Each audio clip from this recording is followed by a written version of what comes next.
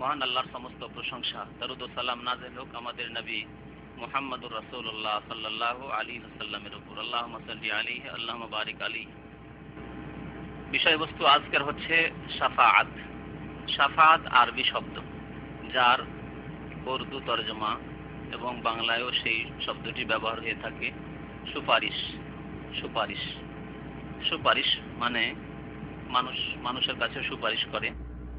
আর এই শাফাআতের অর্থ হচ্ছে যে আল্লাহ রাব্বুল আলামিনের রাসূল সাল্লাল্লাহু আলাইহি সাল্লাম, অন্যান্য আম্বিয়ায়ে কেরাম, সিদ্দিকিন, শুহাদা এবং সৎ ব্যক্তিরা, উলামায়ে কেরাম, অথবা এমনকি নাবালক ছেলে যারা মারা যায় নাবালক অবস্থায়, তাদের সম্পর্কেও হাদিসে রয়েছে যে তাদের আল্লাহ রাব্বুল আলামিনের দরবারে শাফাআত হবে, সুপারিশ হবে পাপীদের জন্য, গুনাহগারদের জন্য, যে আল্লাহ যেন তাদেরকে মাফ করে দিয়ে জান্নাত দান করেন।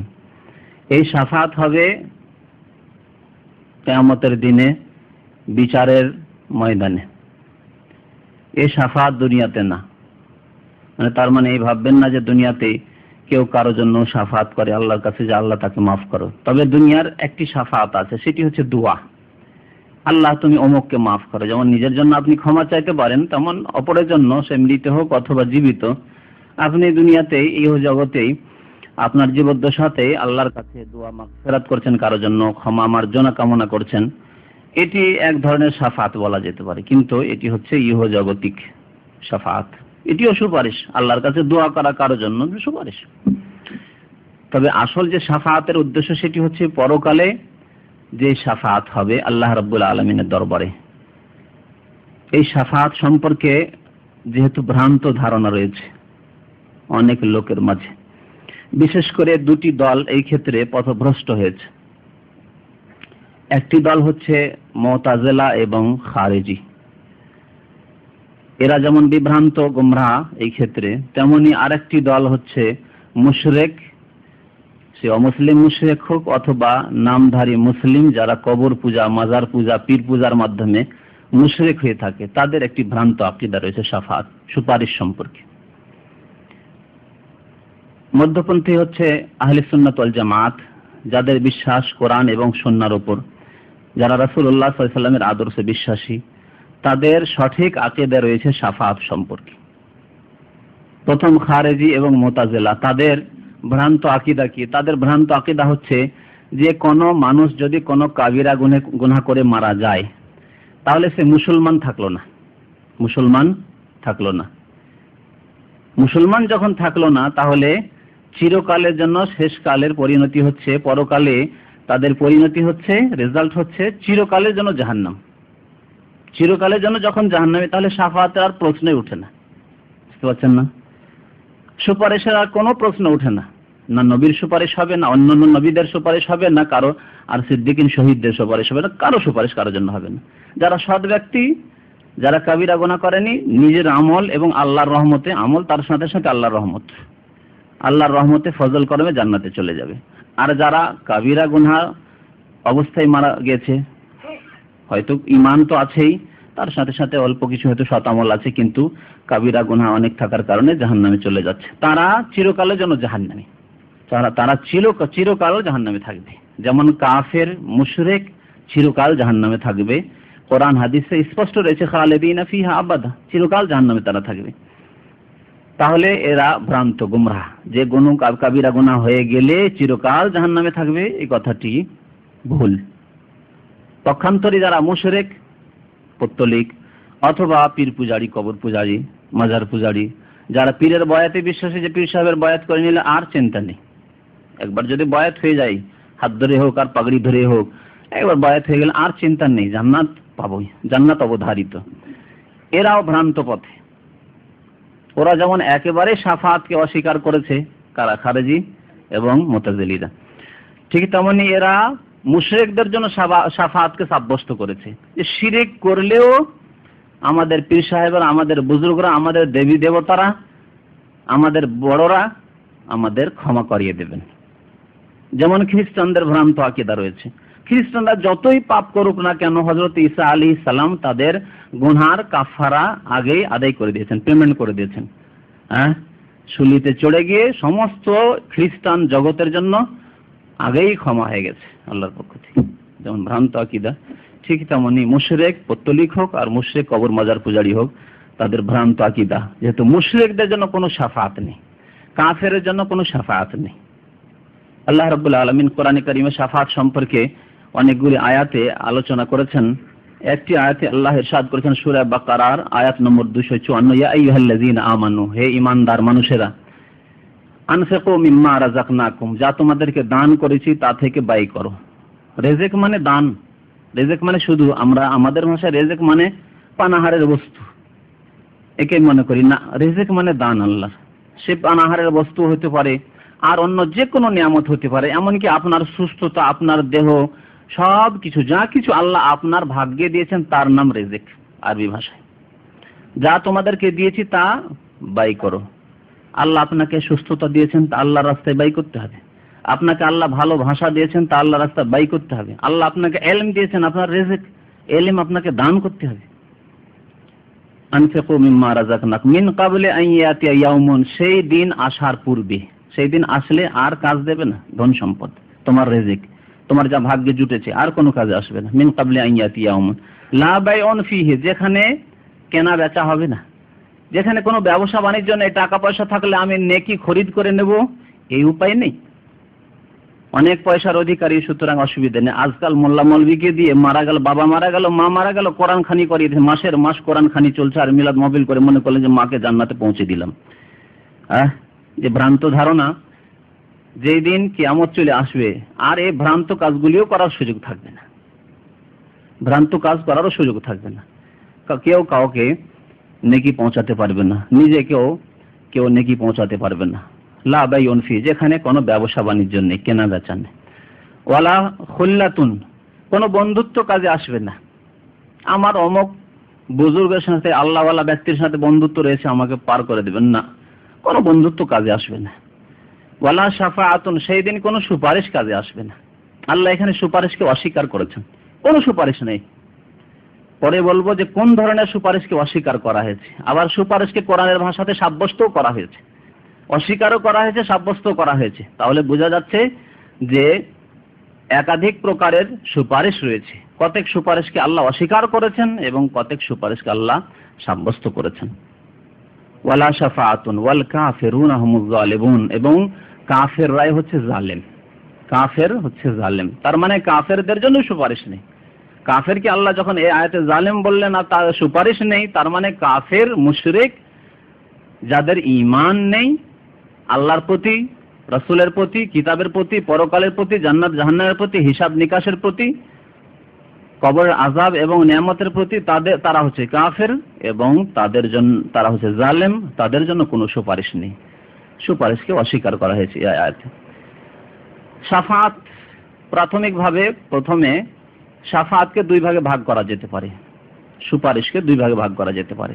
বাতিল শাফাআত, প্রথম হচ্ছে বাতিল শাফাআত, মানে যেই শাফাআত নেই, কোরআন এবং হাদিসে অস্বীকার করা হয়েছে। আর সহিহ শাফাআত, সঠিক শাফাআত, সঠিক সুপারিশ। বাতিল শাফাআত, বাতিল শাফাআত যে আকীদা, ভ্রান্ত আকীদা ছিল মুশরিকদের, আর আজকেরও মুশরিক, সে অমুসলিম মুশরিক হোক আর নামদারি মুসলিম মুশরিক হোক না কেন, তাদের যে ভ্রান্ত আকীদা রয়েছে সেটি হচ্ছে বাতিল শাফাআত। তাদের আকীদা কি ছিল? কোরআনে বলা হয়েছে স্পষ্টভাবে, তারা দেবী দেবতার পূজা করত, যেমন যারা কবর মাজারে সেজদা করে, কবর মাজারে গিয়ে দরখাস্ত করে গায়রুল্লাহর কাছে, পীর ওলি আউলিয়া যাদেরকে মনে করে তাদের কাছে, এবং তাদেরকে মনে করে যে এরা আল্লাহর নিকটে সুপারিশ করবে, দেবী দেবতা আল্লাহর নিকট সুপারিশ করবে, পীর দরবেশ আল্লাহর ওলি যারা সলেহীন, আল্লাহর নেক বান্দা, বুজুর্গানে দ্বীন, তারা আমাদের জন্য সুপারিশ করবেন।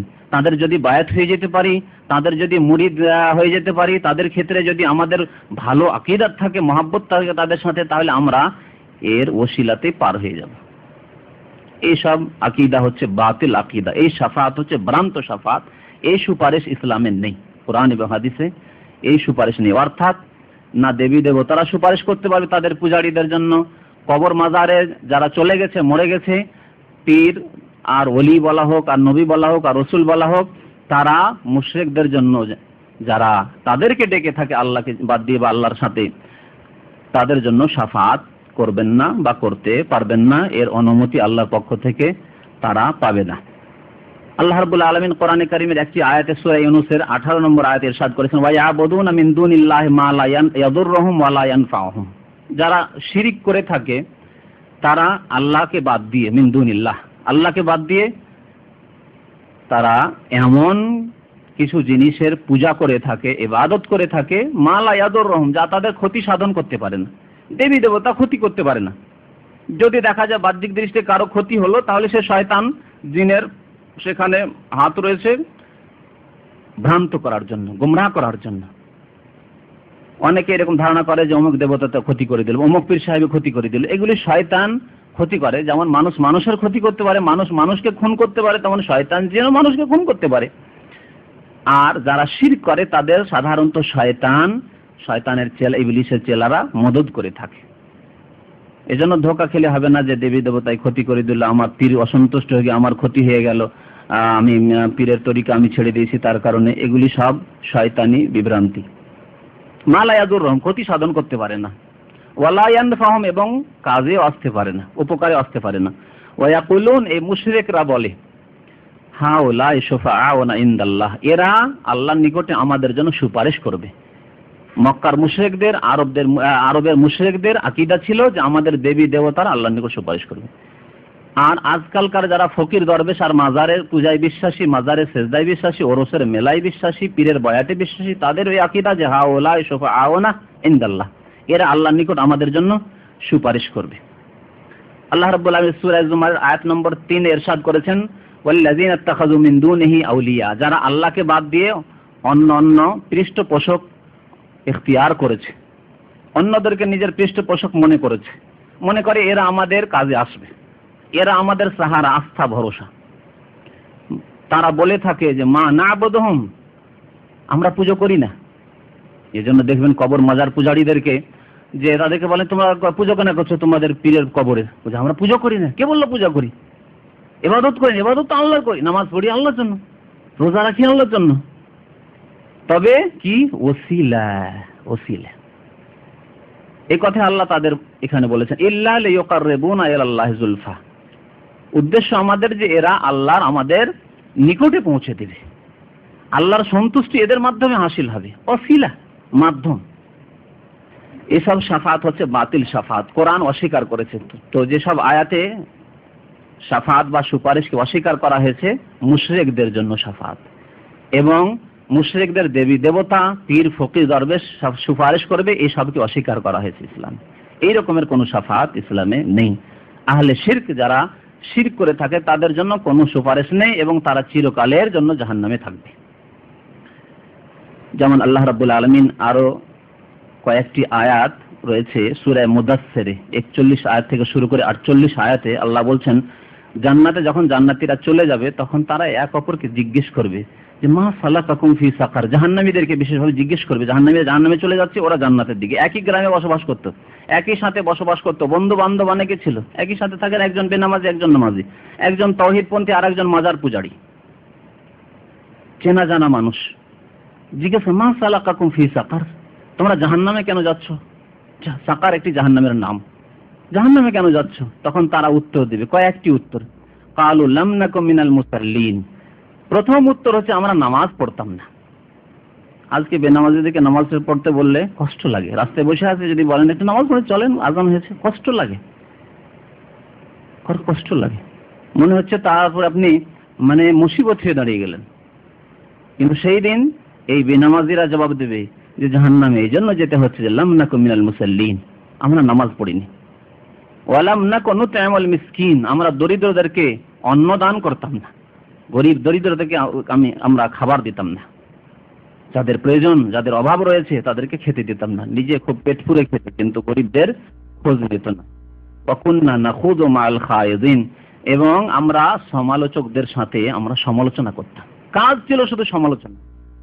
এক শ্রেণীর মানুষরা আছে যেখানে বসে যাবে, আলোচনা আর সমালোচনা, অমুক এইরকম, তো অমুকের মধ্যে এইরকম দোষ রয়েছে, অমুকের এই দোষ রয়েছে। নিজের দোষ মোটেই তার নজরে আসে না, নিজের দোষ ধরা পড়ে না নিজের কাছে, শুধু পরের দোষ ধরা পড়ে। সমালোচনা করতে কাবিরা গুনাহ গীবত করা, জাহান্নামে যাওয়ার কারণ এই আয়াতে আল্লাহ স্পষ্ট করছেন। ওয়া কুননা নুকাজ্জিবু বিয়াউমিদ্দিন, আমরা বিচার দিবসকে অস্বীকার করতাম। কে বলে এসব হবে? হয় মনে মনেই বলতাম, না হলে প্রকাশ্যে বলতো। অনেকে আছে যারা নামাজ রোজা কিছু করে না, হয়তো প্রকাশ্যে বলে না যে পরকাল আবার কি, কিন্তু তার জন্য কোনো প্রস্তুতি নাই। পরকালে বিশ্বাস কোথায়? মিথ্যা কথা যে তাদের পরকালে বিশ্বাস। জাতিগত মুসলমান ঘরে জন্মেছে বা সেই জন্য। এরা যদি হিন্দু ঘরে জন্মিত ওইরকমই থাকতো। মুসলমান ঘরে জন্মে গেছে ভাগ্যচক্রে, আর কিছু নেই তাদের মধ্যে। অকুন্না নুকাজ্জিবু বিয়াউমিদ্দিন, আমাদের বিচার দিবসের উপর কোনো আস্থা বিশ্বাস ছিল না, মিথ্যা মনে করতাম। ফামা তানফাউহুম শাফাআতুশ শাফিন, আল্লাহ বলছেন এদের ক্ষেত্রে কোনো সুপারিশকারীর সুপারিশ কাজে আসবে না, এদের জন্য শাফাআত নেই। তাহলে কি বোঝা গেল? যারা কাফের, যারা বেনামাজি, তাদের জন্য ফামা তানফাউহুম শাফাআতুশ শাফিন।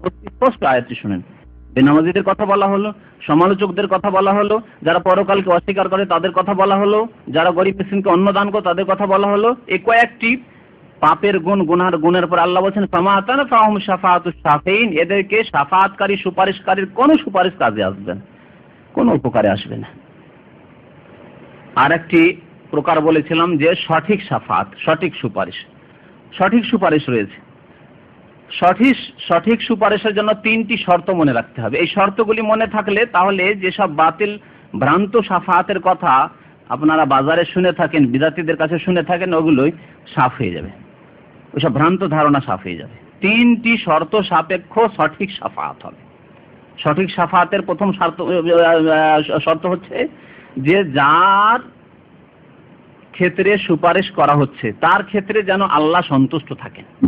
যার জন্য সুপারিশ করা হচ্ছে তার ক্ষেত্রে আল্লাহ যাতে সন্তুষ্ট থাকে, ঠিক আছে সুপারিশ করতে পারো, সন্তুষ্ট আছেন আল্লাহ। গুনাহ করেছে কিন্তু ঈমান আছে আল্লাহর প্রতি, ঈমানের যে স্তম্ভ 6টি তার প্রতি বিশ্বাস আছে। গুনাহ হয়ে গেছে লোভ লালসা বশত, শয়তানি ওয়াসওয়াসাতে কাবিরা গুনাহ হয়েছে, কিন্তু ঈমান রয়েছে, তাদের ক্ষেত্রে শাফাআত হবে।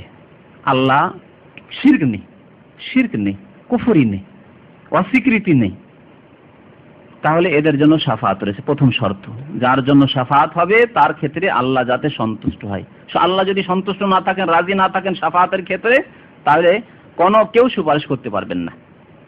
দ্বিতীয় শর্ত হচ্ছে যে আল্লাহ রাব্বুল আলামিন যেই ব্যক্তি সুপারিশ করছেন তার ক্ষেত্রেও যাতে সন্তুষ্ট থাকেন যে তোমার সুপারিশ চলবে।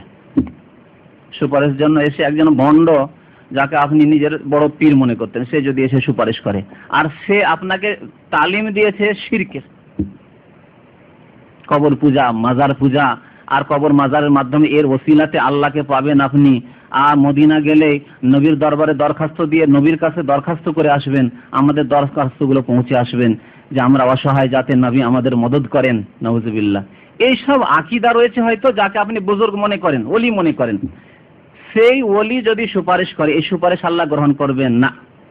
যার জন্য সুপারিশ করা হবে তার ক্ষেত্রে আল্লাহ সন্তুষ্টি হতে হবে, সম্মতি হতে হবে, আর যেই ব্যক্তি সুপারিশ করবেন তার ক্ষেত্রে আল্লাহর সম্মতি এবং রেজামন্দি হতে হবে।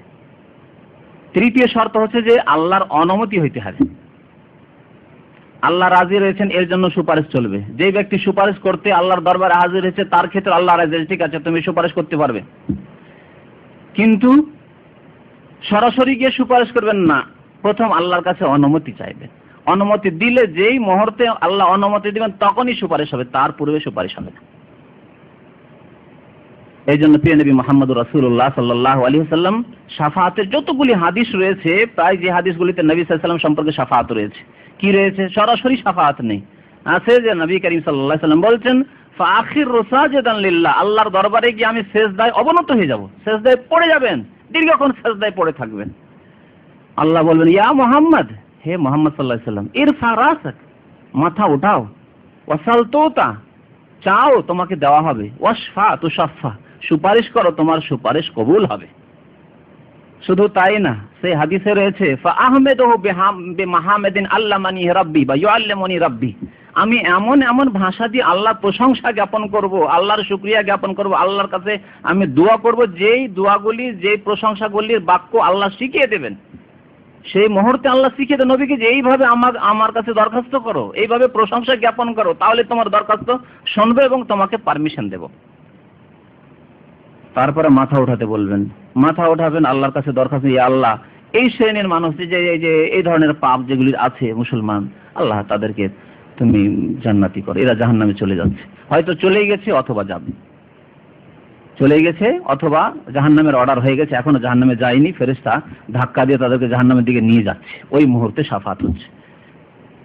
তো এইভাবে শাফাতের জন্য তৃতীয় শর্ত হচ্ছে ইজেন, অনুমতি। বিনা অনুমতিতে গিয়ে না আমি এগুলো আমার দলবল আমি নিয়ে যাব, এগুলো আমার মুরিদ আমি নিয়ে যাচ্ছি, চলবে? চলবে না। ইজেন, অনুমতি হইতে হবে আল্লাহ রাব্বুল আলামিনের পক্ষ থেকে। এই তিনটি শর্ত রয়েছে সঠিক শাফাতের। এই জন্য আল্লাহ রাব্বুল আলামিন কোরআনে কারীমের সূরা আন-নাজমের 26 নম্বর আয়াতে ইরশাদ করেছেন, ওয়া কাম মিন মালাকিন ফিস সামাওয়াত, আকাশে অসংখ্য ফেরেশতা রয়েছেন, অসংখ্য ফেরেশতা, ফেরেশতাও শাফাত করবেন। ফেরেশতা মানুষের জন্য শাফাত সুপারিশ করবেন আল্লাহর দরবারে, যে আল্লাহ এরা গুনাহ করলেও এদের ঈমান ছিল, এদের কিছু আমলও ছিল, এরা বেশ কিছু কাবিরা গুনাহ করেছে, আল্লাহ মাফ করে দাও, এদেরকে জান্নাত দাও। ফেরেশতা সুপারিশ করবেন। এই আয়াত দ্বারা বোঝা যায় ফেরেশতা সুপারিশ। কাম মিন মালাকিন ফিস সামাওয়াত লা তুগনি শাফাআতুহুম শাইআন, তাদের শাফাত, এই ফেরেশতাদের শাফাত কোনো কাজে আসবে না, শাফাত করতে পারবেন না তারা, কোনো কাজে সে শাফাত আসবে না, ইল্লা মিন বাদি আন ইয়াযানাল্লাহ, তবে কখন কাজে আসবে সুপারিশ? মিন বাদি আন ইয়াযানাল্লাহ, আল্লাহর অনুমতির পরে।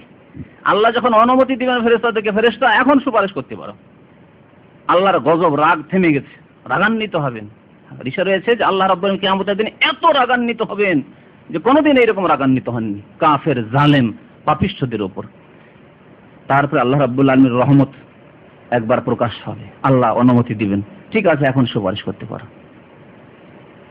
সুপারিশের যখন অনুমতি মিন বাদি আন ইয়াযানাল্লাহ, তাহলে একটি শর্তের কথা এখানে পেলেন না, আল্লাহর অনুমতি কোরআনের আয়াতে, লিমান ইয়াশাউ ওয়া ইয়ারদা, যার জন্য আল্লাহ চাইবেন এবং যার জন্য পছন্দ করবেন, রাজি হবেন। তাহলে রাজির কথা এখানে বলা হয়েছে, রাজি হবেন মানে যার জন্য সুপারিশ করার ক্ষেত্রে রাজি হবেন, এবং যেই ব্যক্তি সুপারিশ করছে তার ক্ষেত্রে যখন রাজি হবেন যে ঠিক আছে তুমিও সুপারিশ করার যোগ্য এবং ওই লোকের জন্য সুপারিশ করছো সেও সুপারিশ পাওয়ার যোগ্য। তাহলে এই আয়াত দ্বারা তিনটি শর্ত স্পষ্ট হলো। আয়াত নিয়ে গবেষণা করলে বোঝা গেল যে তিনটি শর্তই এই আয়াতে রয়েছে। আর আল্লাহ রাব্বুল আলামিন সূরা তাহার 109 নম্বর আয়াতে ইরশাদ করেছেন, ইয়াউমা ইযিন লা তানফাউ শাফা, সেই দিন অর্থাৎ পরকালে কিয়ামতের দিনে, লা তানফাউ শাফা, শাফাত সুপারিশ কোনো কাজে আসবে না, ইল্লা মান আযানা লাহুর রহমান ওয়া রাদিয়া লাহু কাওলা, কিন্তু যার জন্য রহমান দয়াময় তিনি কি করবেন? ইযিন দিবেন, অনুমতি দিবেন, ওয়া রাদিয়া লাহু কাওলা, এবং কথা বলাকে পছন্দ করবে। ঠিক আছে তুমি কথা বলতে পারো, কথা বলার পারমিশন না দিলে কথা বলতে পারবেন না। তাহলে এখানে দুটি শর্ত পাবে, একটি হচ্ছে আল্লাহর অনুমতি, আর একটি হচ্ছে যে কাকে কথা বলার জন্য আল্লাহ অনুমতি দিচ্ছেন আর রাজি হচ্ছেন, যে ঠিক আছে তুমি কথা বলতে পারো। দুটি শর্ত বুঝতে পারলাম এই আয়াতে। সূরা আম্বিয়ার 28 নম্বর আয়াতে আল্লাহ ইরশাদ করেছেন, ওয়ালা ইয়াশফাউনা ইল্লা লিমান ইরতাদা, নবী রাসূলগণ, আল্লাহর নেক বান্দা, সিদ্দিকিন, শহীদ, এরা সুপারিশ করবেন না, সুপারিশ করতে পারবেন না, ইল্লা লিমান ইরতাদা, তবে তাদের জন্য যাদেরকে আল্লাহ পছন্দ করেন, যাদের ক্ষেত্রে আল্লাহ রাজি হবেন যে ঠিক আছে সুপারিশ করা। আল্লাহ রাব্বুল আলামিনের দরবারে সুপারিশের একটি উদাহরণ শাহ ইসমাইল শহীদ রহমতুল্লাহ আলাইহির একটি আকীদার প্রসিদ্ধ কিতাব আছে। উপমহাদেশের একজন বড় সংস্কারক ছিলেন শাহ ইসমাইল শহীদ রহমতুল্লাহ আলাইহি। তো তিনি তাকওয়াতুল ঈমান লিখেছেন। যেই যুগে কবর, মাজার আর পীর পূজা ঘরে ঘরে ছিল উপমহাদেশে, সেই জামানায় তিনি এই কিতাবটি লিখেছিলেন। তাতে লিখেছে যে শাফাত, এই সুপারিশ সম্পর্কে যে কবর মাজার পূজারী বা মুশরিকদের ভ্রান্ত ধারণা যে আমাদের পীর ওলি আউলিয়া আল্লাহর দরবারে গেলে এমন চাপ সৃষ্টি হবে, আল্লাহ চাপের মুখে আসবেন যে আল্লাহ না করতে পারবেন না। একেবারে একটি দেশের রাজা, রাষ্ট্রনেতা অথবা প্রধানমন্ত্রী, রাষ্ট্রপতি এবং তার যে ক্যাবিনেট রয়েছে তাদের সাথে তারা সাদৃশ্যতা পেশ করেছে আল্লাহ রাব্বুল আলামিনকে, নাউযুবিল্লাহ। অথচ আল্লাহর কোনো তুলনা নেই। একজন প্রধানমন্ত্রী, রাষ্ট্রপতি অথবা রাজা অনেক সময় চাপের মুখে আসে, রাজি না মাফ করবে, কিন্তু বাধ্য, অমুক মন্ত্রী বলেছে যদি একে মাফ না করা হয়, একে যদি পানিশমেন্ট দেওয়া হয়, তাহলে মন্ত্রী নারাজ হয়ে যাবে। আর সেই মন্ত্রী রাজি হয়ে গেলে গোটা চিটাগাং একজন মন্ত্রী চিটাগাং গোটা হাত থেকে ছুটে যাবে অমুক দলে। ভয় আছে না? ভয়ে অনেক সময় চাপের মুখে এসে ঠিক আছে। অথবা সে মন্ত্রী অনেক মস্তান আছে, মস্তান পুষে পুষে রেখেছে, প্রধানমন্ত্রীরও ভয়ের বাপরে অমুক মন্ত্রীকে যদি নারাজ করে দিই, অমুক যদি সংসদের মেম্বারকে নারাজ করে দিই, তাহলে তো ওর মস্তান দিয়ে আমাকে কখন মারিয়ে দিবে কখন, খুনি লোক, ভয় চাপের মুখে। আল্লাহ রাব্বুল আলামিনের ক্ষেত্রে বিদাতীদের যে আকীদা সুপারিশ সম্পর্কে ওই রকমই খানিকটা, যে আল্লাহ এমন চাপের মুখে আসবেন যে কিছু করতে পারবে না, একবারে দিতেই হবে আল্লাহকে, এরকম কিছু না। নাউযুবিল্লাহ, আল্লাহর ক্ষেত্রে এসব মোটেই প্রযোজ্য না, কোনো কারো ক্ষমতা সেখানে কাজে আসবে না। তবে শাফাআতটি কখন হবে? শাহ ইসমাইল শহীদ রহমতুল্লাহ আলাইহি বলছেন, খুব চমৎকার একটি উদাহরণ দিয়ে বলছেন, যে একজন রাজা বা একজন রাষ্ট্রনেতা বা একজন মালিক, তার কাছে একটি কেস নিয়ে আসা হয়েছে, একজন অপরাধীকে নিয়ে আসা হয়েছে, তারপরে তার উপরে দয়াশীল হয়ে গেছে, কিন্তু জানে যে সে অপরাধী।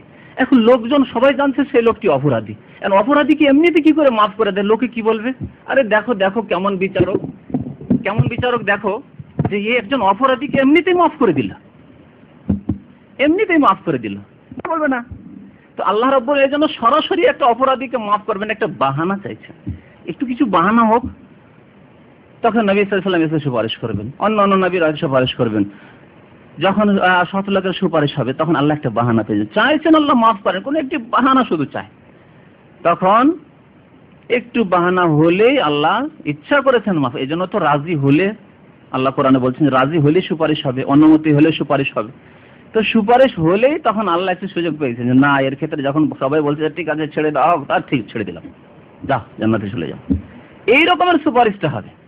কিন্তু সুপারিশ মানে এই না যে আল্লাহ মাফ করতে চাইছেন না, জাহান্নামে দিতে চাইছেন, আর কেউ উঠিয়ে নিয়ে গিয়ে তাকে জান্নাতে নিয়ে চলে যাবে, চাও আমি যাবো না, না হলে। হ্যাঁ, পীরদের ক্ষেত্রে তো এরকমই ধারণা, আল্লাহ আমার মুরিদকে যদি তুমি জান্নাতে না দাও, আমি যাবো না, যাও জাহান্নামে যাও। বুঝতে পারছেন? এইরকম কোনো শাফাআত হবে না। এখন আসে নবী করিম সাল্লাল্লাহু আলাইহি ওয়াসাল্লামের শাফাআত, যেহেতু সবচাইতে বড় শাফাআত হবে এবং একাধিক প্রকারের শাফাআত হবে প্রিয় নবী মুহাম্মদুর রাসূলুল্লাহ সাল্লাল্লাহু আলাইহি ওয়াসাল্লামের। নবী করিম সাল্লাল্লাহু আলাইহি ওয়াসাল্লামের একটি শাফাআত হবে, যে শাফাআতকে বলা হয়েছে শাফাআতে উযমা, বৃহৎ শাফাআত, বড় শাফাআত, বড় ধরনের সুপারিশ।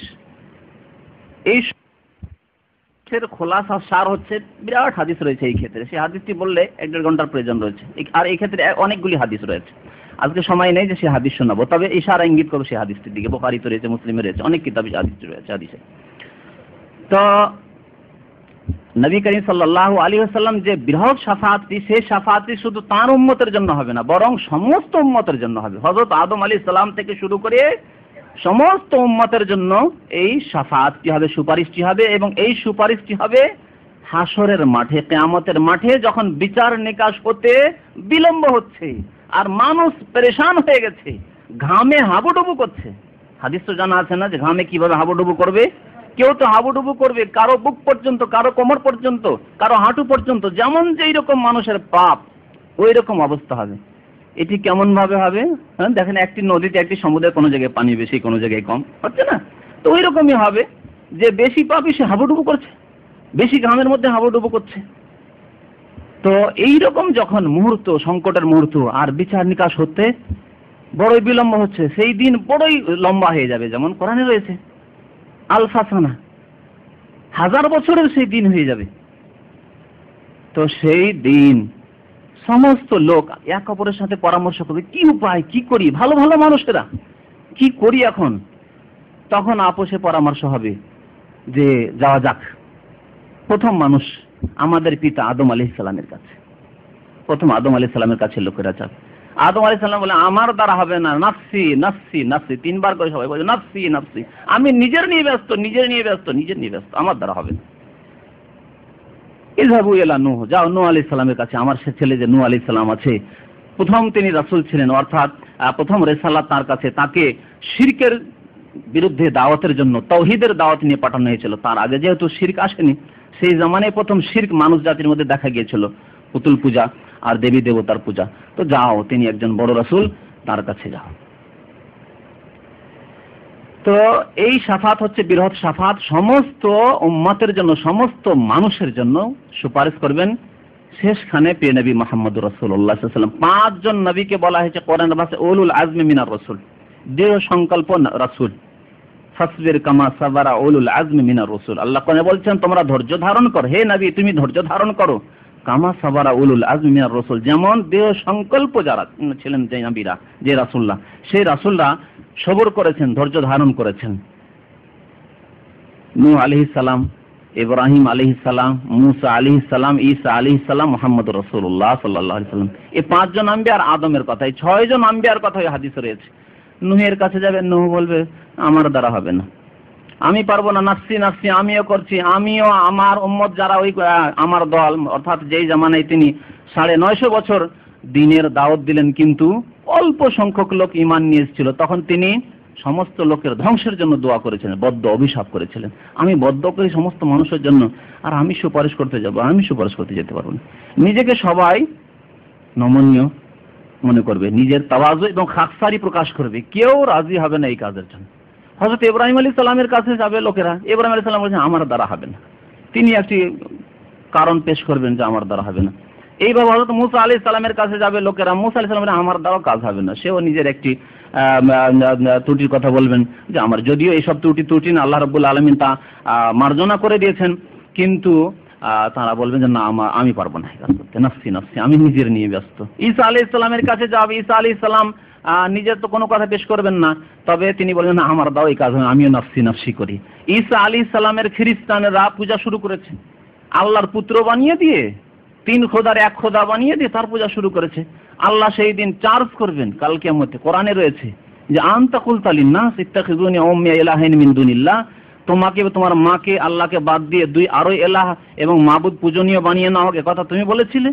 ভাই করবেন যে আমাকে আল্লাহ জিজ্ঞেস করে আমি কি জবাব দেবো, আমি নিজের নিতে ব্যস্ত। অথচ তিনি এই শিক্ষা দেননি, তিনি নিজের যে পরিষ্কার পরিচ্ছন্নের থেকেছেন এসব ভাবের সাথে কোনো সম্পর্ক নেই, শিরক এবং কুফরের সাথে, তাই স্পষ্ট ভাষায় তিনি ঘোষণা করবেন, তারপরে তিনি রাজি হবেন না সুপারিশ করার জন্য। সবাই শেষখানে ফিরে, সবাই বলে যাও মুহাম্মদ সাল্লাল্লাহু আলাইহি ওয়াসাল্লামের কাছে চলে যাও, শেষখানে ঈসা আলাইহিস সালাম বলে যাও মুহাম্মদ সাল্লাল্লাহু আলাইহি ওয়াসাল্লামের কাছে চলে যাও। প্রিয় নবী মুহাম্মদ রাসূলুল্লাহ সাল্লাল্লাহু আলাইহি ওয়াসাল্লামের কাছে লোকেরা আসবেন, আল্লাহ রসুল তখন আল্লাহর দরবারে গিয়ে সেজদায় পড়ে যাবেন, যে কথাটি বলছিলাম এর আগে। তারপরে আল্লাহ অনুমতি দেন, বলবেন মাথা ওঠাও, তারপরে এই শাফাত শুরু হবে, তারপরে বিচার নিকাশ শুরু হয়ে যাবে। বিচার নিকাশ হবে, জান্নাতে যারা যাবে জান্নাতে যাবে, জাহান্নামে যারা জাহান্নামে যাবে। এই একটি যে শাফাত রয়েছে, এই শাফাতটি প্রিয় নবী মুহাম্মদুর রাসূলুল্লাহ সাল্লাল্লাহু আলাইহি সাল্লামের সাথে খাস, তার জন্য সুনির্দিষ্ট, এই শাফাত কেউ করতে পারবেন না। অর্থাৎ বিচার হচ্ছে না, সময় লেগে যাচ্ছে, কষ্ট হচ্ছে, এই কষ্টকে হালকা করা হোক, আমাদের এই যে দুরবস্থা, এই অবস্থা আমাদের দূর করা হোক, এই জন্য যে শাফাতটি হবে সেটি হবে নবী করিম সাল্লাল্লাহু আলাইহি ওয়াসাল্লামের। দ্বিতীয় শাফাত হবে জান্নাতীদের জন্য। জান্নাতে যাওয়ার সার্টিফিকেট পেয়ে গেছে, ডান হাতে আমলনামা পেয়ে গেছে, তারপরেও জান্নাতে দরজায় গিয়ে দেখে জান্নাতের দরজা বন্ধ। হাদিসে রয়েছে প্রিয় নবী মুহাম্মদুর রাসূলুল্লাহ সাল্লাল্লাহু আলাইহি ওয়াসাল্লাম প্রথম জান্নাতের দরজা খুলবেন, আমাদের নবী সাল্লাল্লাহু আলাইহি ওয়াসাল্লাম তিনি প্রথম জান্নাতের দরজা খুলবেন এবং আল্লাহর কাছ থেকে শাফাত করে দরজা প্রথম খুলবেন। এই যে শাফাত হবে যে আল্লাহ জান্নাতীরা এখন জান্নাতে যাওয়ার জন্য প্রস্তুত, জান্নাতে যেতে দেওয়া হোক, জান্নাতে যেতে দেওয়া হোক, এই একটি শাফাত হবে। জান্নাতি তারপরে এখনো জান্নাতে যেতে পারেনি, ছটপট সবাই করছে যে কখন যেতে পাবো। যারা ওই বিভিন্ন এখানে ক্যাম্পে থাকেন, তারা ওই ক্যান্টিনে যারা খাওয়া দাওয়া করেন তারা জানেন এটি, দেখেছি আমি ওই বিভিন্ন বক্তব্য গিয়ে, ওই যে খাবারের সময় রে ক্যান্টিনে কি লাইন, কি আগে গিয়ে ঢুকতে পারো, অথচ জানে যে আমি আধা ঘন্টা পরে হলেও খেতে পাবো, তারপরেও কেমন করে তাড়াতাড়ি যেতে পারি, এই হুড়াহুড়ি করছে। এই অবস্থা যদি হয় অথচ খেতে পাবেন, জান্নাতে যাওয়ার জন্য কিরকম মানুষ আকাঙ্ক্ষিত থাকবে জান্নাতীরা, কিন্তু অনুমতি না হলে, সুপারিশ না হলে, আর আল্লাহর পক্ষ থেকে অনুমতি না হলে জান্নাতের দরজা খোলা হবে না। তো রাসূলুল্লাহ সাল্লাল্লাহু আলাইহি ওয়াসাল্লাম জান্নাতীদের জান্নাতে যেতে দেওয়া হোক এবং তাদের জন্য দরজা খুলে দেওয়া হোক, এর জন্য শাফাত করে সুপারিশ করবেন। এই দ্বিতীয় প্রকারের শাফাত এটি নবী করিম সাল্লাল্লাহু আলাইহি ওয়াসাল্লামের, এটিও আল্লাহ রাসূলের সাথে খাস। এই শাফাতও আল্লাহ রাসূল ছাড়া অন্য কেউ করবেন না।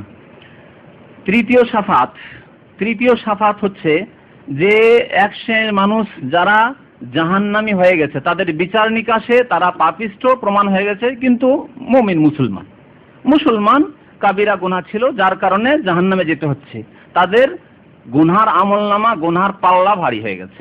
দাঁড়ি পাল্লায় যে ওজন হচ্ছে, গুনহার পাল্লা ভারী হয়ে গেছে, নেকির পাল্লা হালকা হয়ে গেছে। জাহান্নামে যেতে হচ্ছে কিছুদিনের জন্য, সে হাজার হাজার বছর হতে পারে, আর 2-4-10 বছরও হতে পারে, আর 2-4-10 দিনও হতে পারে, গোনা হিসাবে।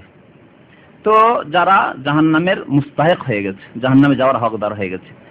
অথবা অনেকে আছে যে জাহান্নামের হকদার হওয়ার পরে ফেরেশতারা, আযাবের ফেরেশতা তাদেরকে ধাক্কা দিয়ে জাহান্নামে নিক্ষেপ করে দিয়েছে, জাহান্নামে চলেই গেছে। এই দুই শ্রেণীর মানুষ, জাহান্নামে যেতে হবে ফয়সালা হয়ে গেছে, অথবা জাহান্নামে চলে গেছে।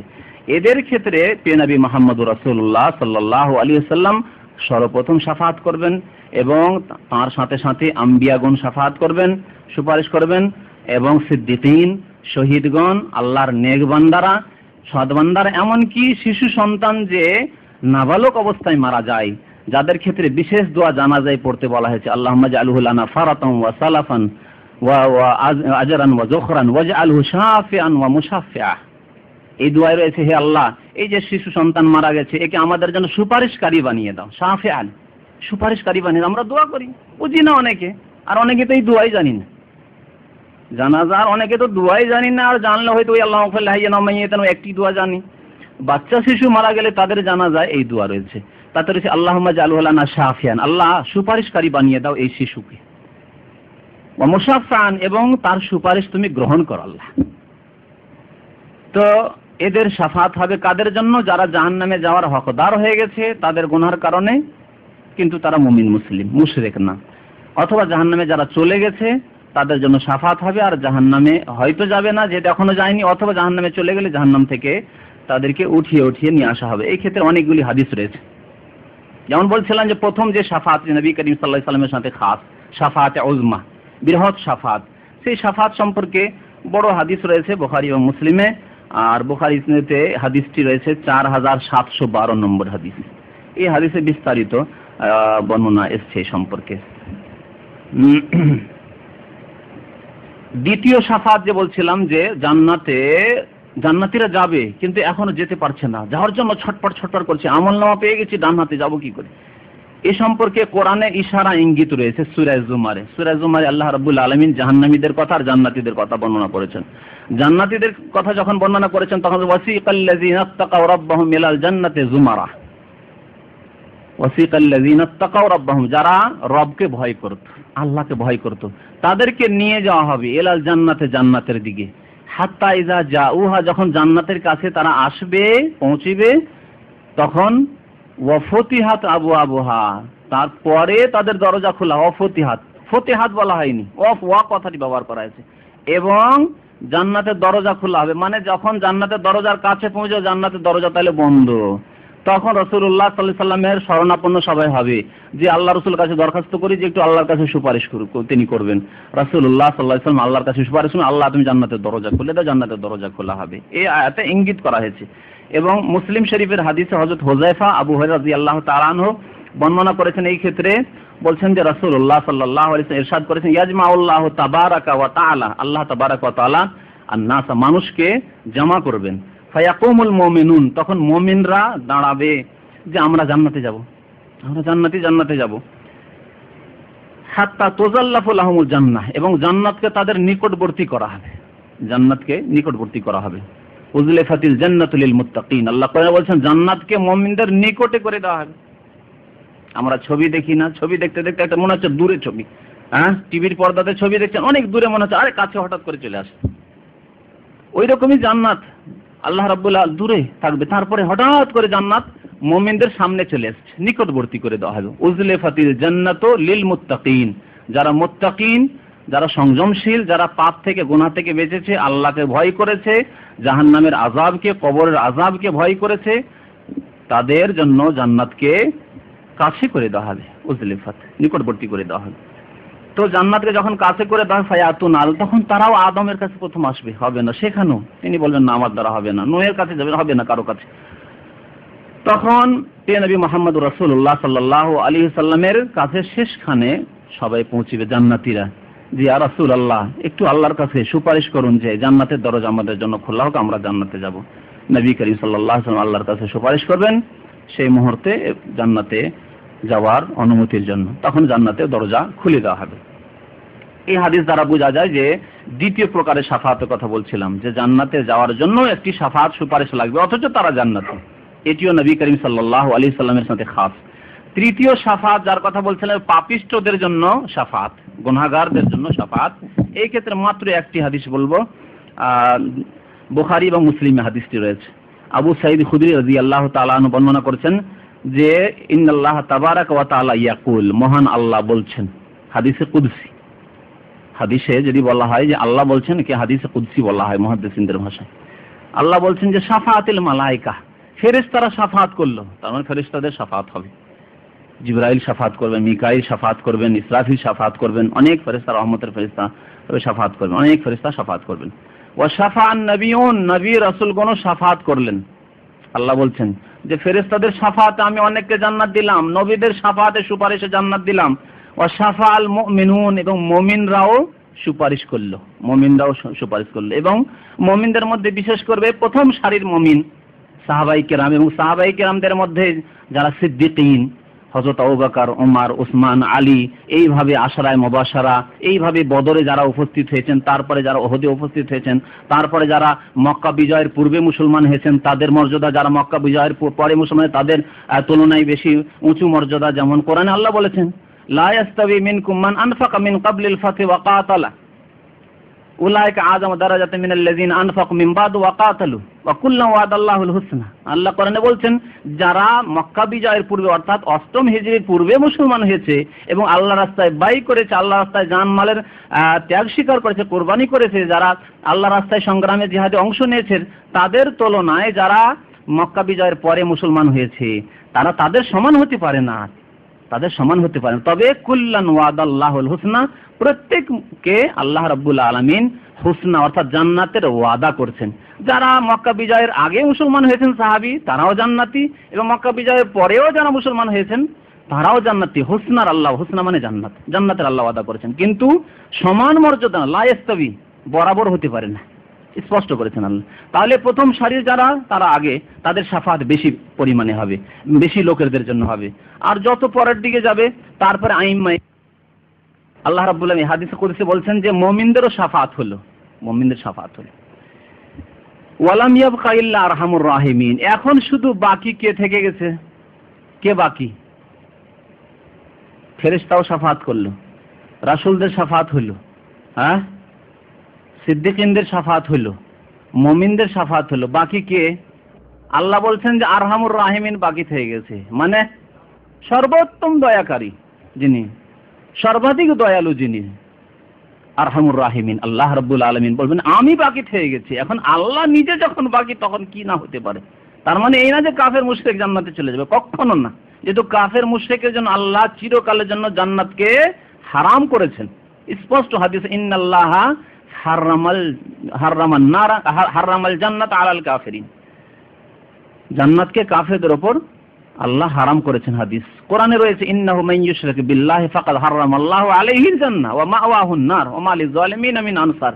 ইন্নাহু মান ইউশরিক বিল্লাহ, যারা আল্লাহর সাথে শিরক করলো আর শিরক করে মুসলমান হলো না, আবার ওই শিরকের অবস্থায় মরে গেল, শিরক মাজারে সিজদা করে, মাজারে চাদর চড়িয়ে, মাজার পাকা করে, ওরস মেলা করে ওই অবস্থাতে মরে গেল, ফাকাদ হারামাল্লাহু আলাইহিল জান্নাহ।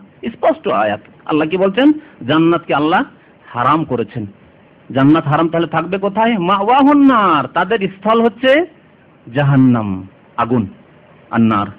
ওমা লিয-যালিমিনা মিন আনসার, জালেমের কেউ সাহায্যকারী নেই, মানে এদের জন্য সুপারিশ নেই, সুপারিশকারী হচ্ছে সাহায্যকারী, মিন আনসার, ওমা লিয-যালিমিনা মিন আনসার। এইরকম জালেম যারা মুশরিক কাফের, তাদের কোনো সুপারিশকারী এবং আনসার অর্থাৎ সাহায্যকারী নেই। তো আল্লাহ বলেন ওয়ালাম ইয়াবকা ইল্লা আরহামুর রাহিমিন, এখন আরহামুর রাহিমিন বাকি আছে।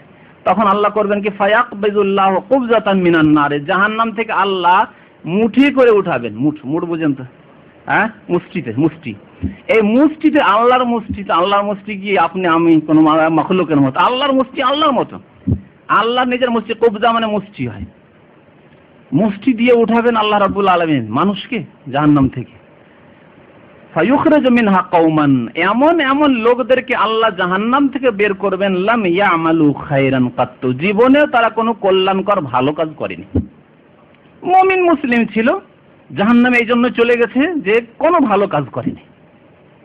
না মাতা পিতার সেবা করেছে, না দিনের ফরজ অজেব আদায় করেছে, না গুনাহ থেকে বেঁচেছে। কত গুনাহ, ফরজ তরকের গুনাহ, আর হারাম কাজ করার গুনাহ, হারাম খাওয়ার গুনাহ, সুদ খাওয়া, ঘুষ খাওয়া, কত কি করেছে। তখন আল্লাহ করবেন কি, ওই যে মুষ্টি দিয়ে যে উঠাবেন, তাতে এমন লোকদেরকে উঠাবে, ফায়ুখরিজুল্লাহু কওমান, এমন এমন সম্প্রদায়কে, এমন এমন লোকদেরকে উঠাবেন, লাম ইয়ামালু খায়রান কাত্তু, কোনো কল্যাণকর খায়রের ভালো কাজ করেনি। যে কোনো ভালো কাজ, যেসব ভালো কাজকে আল্লাহ এবং রাসূল ভালো কাজ বলেছেন, কোনোদিন করেনি। কাদ আদু হুমামান, তাদের অবস্থা কি হবে? আল্লাহু আকবার। হাদিসটি অনেক লম্বা আছে, আমি এখানে ক্ষান্ত করে দিয়েছি। কাদ আদু হুমামান, তারা জাহান্নামে জ্বলে জ্বলে জ্বলে ছাই হয়ে গেছে। হুমামান, হুমাম মানে কয়লা হয়, কয়লা বুঝেন তো, যে কাঠ লকড়ি পুড়ে কয়লা হয়ে যায়, কয়লা হয়ে যাবে। কাদ আদু হুমামান, ছাই হয়ে যাবে তারা। তাদেরকে আল্লাহ রাব্বুল আলামিন উঠাবেন। তারপরে উঠানোর পরে যে পুড়ে যে আপনার কাঠগুলি পুড়ে যে আপনার কয়লা কয়লা হয়ে থাকে, সেগুলিকে পানিতে দিলে কি হয়ে যায়, তারপরে আগুনটা নিমিয়ে যায়, তারপরে আর বেশি পুড়ে না, নাহলে ওই অবস্থায় রেখে দিলে আর পুড়তেই থাকবে, ভিতরে যেহেতু আগুন ঢুকে গেছে। তো তারপরে আল্লাহ বলছেন যে, রাসূলুল্লাহ বলছেন এই হাদিসটিতে, এই হাদিসে কুদসিতে, যে তারপরে তাদেরকে আল্লাহ মাউল হায়াত, মাউল হায়াত মানে আবে হায়াত। আমাদের দেশে আবে হায়াত আবার কতগুলো ঔষধ পাওয়া যায়, ওষুধের নাম হচ্ছে আবে হায়াত, বুঝছেন না, এখান থেকে নিয়েছে। মাউল হায়াত, হায়াত মানে জীবন, জীবনের পানি, আবে হায়াত। আর ফার্সি ভাষাতে আবে হায়াত, পানি মাকে আব বলে ফার্সিতে, আবে হায়াত। আবে হায়াত তেল পাওয়া যায়, হ্যাঁ মনে হচ্ছে আবে হায়াত তেল পাওয়া যায় আমাদের দেশে। তো এই মাউল হায়াত আল্লাহর জীবন, জীবন দানের পানি, সেই পানিতে আল্লাহ তাদেরকে নিক্ষেপ করবেন, ডুবিয়ে দিবেন তাদেরকে। ফায়ামবতুনা কামা তামবতুল হিব্বাতু ফি হামিলিস সাইল, তারপরে তারা সজাগ হয়ে উঠবে, সুন্দর হয়ে একটু চিকন হয়ে উঠবে। যে কয়লা হয়ে গেছিল পুড়ে পুড়ে, না, সুন্দর হয়ে চিকন হয়ে একটু মানুষ জাত হয়ে উঠবে। কামা তামবতুল হিব্বাতু ফি হামিলিস সাইল, যেমন বন্যা হলে যখন পানি বয়ে যায়, পানি বয়ে যাওয়ার পরে পানি শেষ হয়ে যখন জমিনগুলো শুকিয়ে যায়, শুকিয়ে যাওয়ার পরে যে বিভিন্ন বীজগুলো বয়ে এসছে পানির সাথে, সেগুলো থেকে তখন কি বের হওয়া শুরু হয়, চারা গজায়, ঘাস বেরোতে লাগে, কেমন হয়ে, নরম হয়ে যে, আর চিকন কত সুন্দর হয়ে যায় যে চারাগুলো গজায়, ওইভাবে তারা গজে উঠবে সে মাউল হায়াত। তারপরে আল্লাহ রাব্বুল আলামিন তাদেরকে উঠিয়ে জান্নাতে দেবেন। তো এই হবে সুপারিশ পাপিষ্ঠদের জন্য, গুনাহগারদের জন্য। তো আল্লাহ রাব্বুল আলামিন আমাদের জন্য প্রথমেই জান্নাতে দাখিল হওয়ার তৌফিক দান করেন। এমন যেন আমাদের ভাগ্যে না হয় যে আমাদেরকে জাহান্নামে যেতে হলে 1 মিনিটের জন্য, এরকম যাতে না হয়। আল্লাহ রাব্বুল আলামিন আমাদেরকে, জাহান্নাম আমাদের বরদাস্ত করার ক্ষমতা নেই, 1 সেকেন্ড বরদাস্ত করার আমাদের ক্ষমতা নেই। আল্লাহ রাব্বুল আলামিন আমাদেরকে যেন আমাদের প্রিয় নবী মুহাম্মদ রাসূলুল্লাহ সাল্লাল্লাহু আলাইহি সাল্লামের শাফাআত দান করেন, আমিন। আল্লাহ রাব্বুল আমাদেরকে যেন তার রহমতে, তার ফজল করমে জান্নাতে যাওয়ার, জান্নাতুল ফিরদাউস দান করেন, আমিন। ওয়া সাল্লাল্লাহু আলা নবিয়িনা মুহাম্মদ ওয়া আলা আলিহি ওয়া সাহবিহি আজমাইন। ধর্মের মা এবং আব্বা বানানো জায়েজ আছে কিনা? জি না, ধর্মের মা হয় না, এসব নেই আসলে। ধর্মের মা করবেন আর তার সাথে আপনি মায়ের মতো যাতায়াত করবেন, এবং মাহরাম, যেন আপনি একজন মাহরাম হয়ে গেছেন, তার সাথে সফর করা, তার ঘরে গিয়ে বসে খাওয়া দাওয়া করা, গল্প স্বল্প করা, এই সবগুলি হারাম কাজ। সে আজনবী, তার জন্য আপনি একজন আজনবী মানুষ, অপর পুরুষ, আপনার পর্দা ফরজ, আর এইরকম আপনার পর্দা করেন না, এমনিতেই পর্দা নেই, আর মা বানিয়ে দিলে তো আরোই পর্দা নেই, আর পর্দার গর্দাই শেষ করে দেবেন একবার। তো সেই জন্য এইসব ইসলামী নেই। আমাদের বাংলাদেশে কিছু লোক সৌদি আরবের অনুসরণ করে রমজানের ঈদ ও কুরবানি ঈদ পালন করে, মানে এই দিনের দিনে, এখানে যেই দিনে ঈদ কুরবানি হয়ে যায় সেই দিনে ঈদ করে। আর অধিকাংশ লোক সৌদি আরবের একদিন পরে ঈদুল ফিতর, একদিন পরের শর্ত নেই, শর্ত আছে আসলে হাদিসে, চাঁদ দেখে রোজা ধরো, চাঁদ দেখে রোজা ছাড়ো, সুমুলে রুইয়াতিহি ওয়া আফতিরু লিরুইয়াতিহি, এটি আল্লাহ রাসূলের বাণী। রোজা দেখে না, চাঁদ দেখে রোজা রাখো, আর চাঁদ দেখে রোজা ভাঙো, ওয়া আফতিরু লিরুইয়াতিহি। ফাইন গুম্মা আলাইকুম, যদি আকাশে মেঘ থাকে আর চাঁদ দেখা সম্ভব না হয়, তো আকমিলুল ইদ্দাতা শাবান 30, শাবানকে 30 পুরা করে নাও। শাবান যখন 30 হয়ে গেল, তারপরে রোজা আরম্ভ করে দেন আপনি।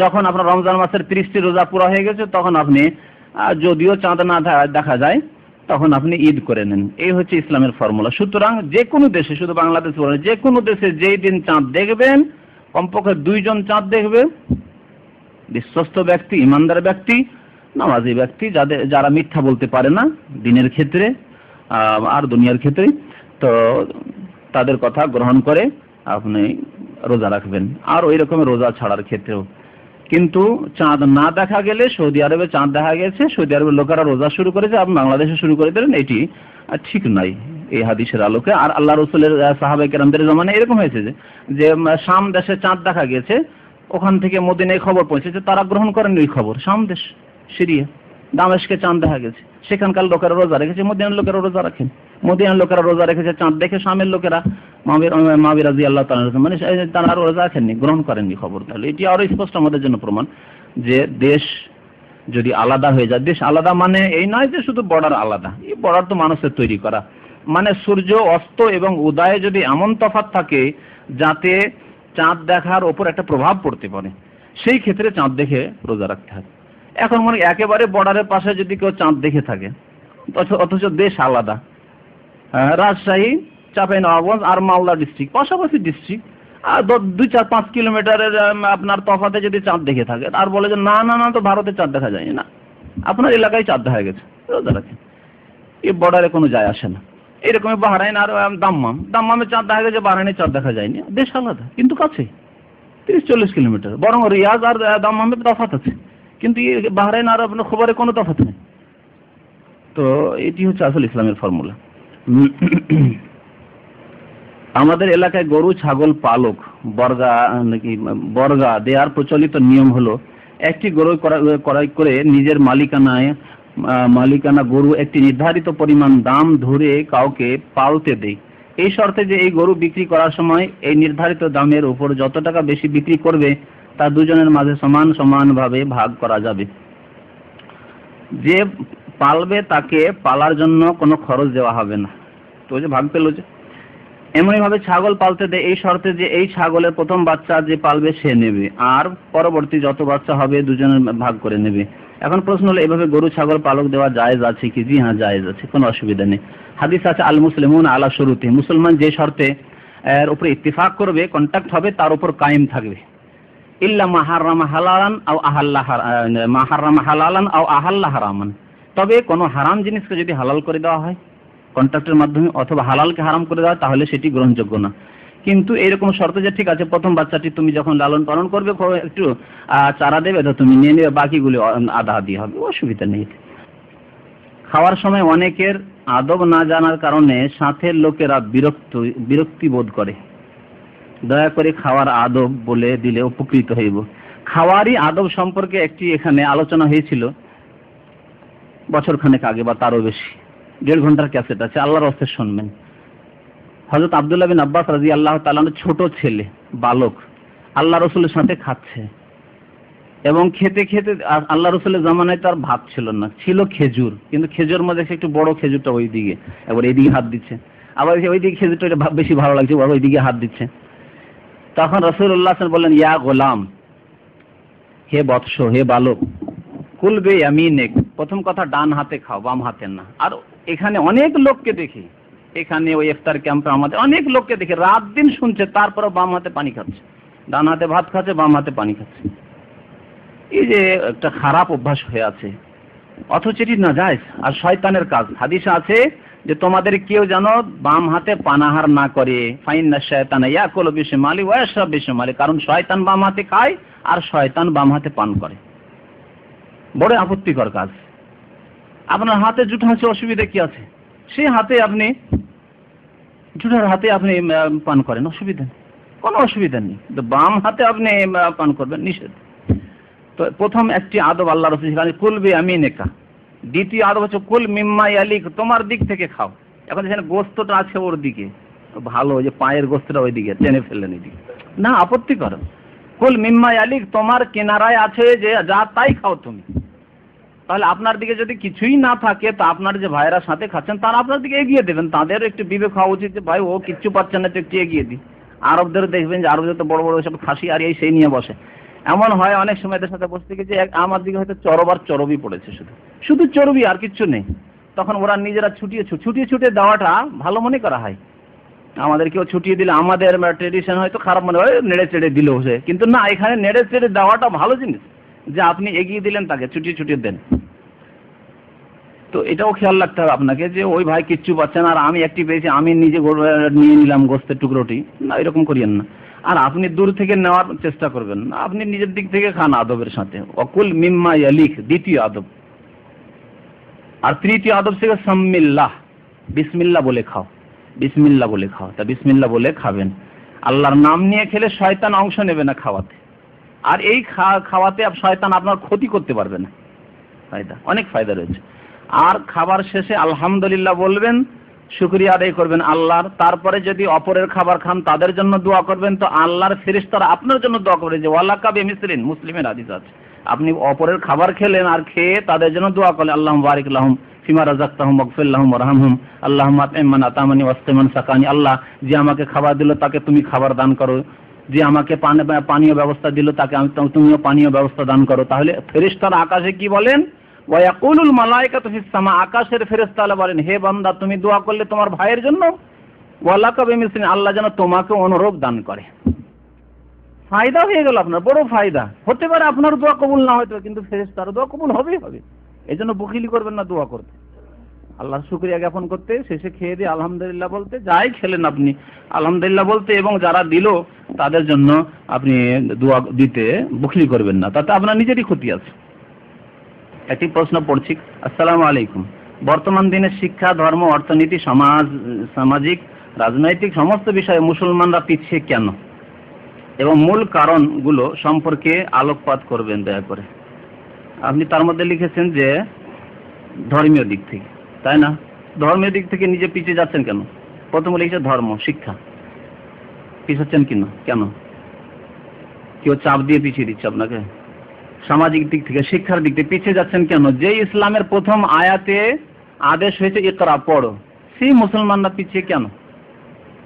আসল কথা হচ্ছে যে মুসলমানদের, এই গতকালকে আমার এক বক্তব্য ছিল, তাতে এরকম প্রশ্ন যে মুসলমানরা এই সমস্যার সম্মুখীন এখন কেন, এই সংকটের মুহূর্ত কেন মুসলমানদের? তার উত্তরে এক শাইখ ছিলেন, তিনি এক উত্তর দিলেন, আমি উত্তর দিলাম। ওই শাইখ অত্যন্ত খুশি হলো যে সমস্যাটা বহিরাগত শত্রুদের সমস্যা না, এটি হালকা সমস্যা।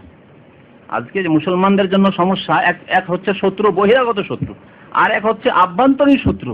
নিজেরাই আমরা সমস্যার সৃষ্টি করছি, আমরা বলেন আল্লাহর দিন থেকে কত দূরে সরে আছি। প্রত্যেকটি জিনিসের হিসাব লাগান, প্রথম তাওহীদ থেকে শুরু করেন। মুসলমান ইসলামের নাম দিয়ে কত কবর, মাজার, শিরকের পূজা, শিরক হচ্ছে। কোথায় মুসলমান তাহলে? তাওহীদ নেই তাদের, আল্লাহর একত্ববাদ নেই, একত্ববাদ আর শিরকের স্থান নিয়ে নিয়েছে। তারপরে স্থান হচ্ছে নামাজের। নামাজ পড়লে বহিরাগত যারা শত্রু তাদের মাথা ব্যথা এখনো হয় না। আলহামদুলিল্লাহ, যে কোনো জায়গায় নামাজ পড়তে পারেন, কাফের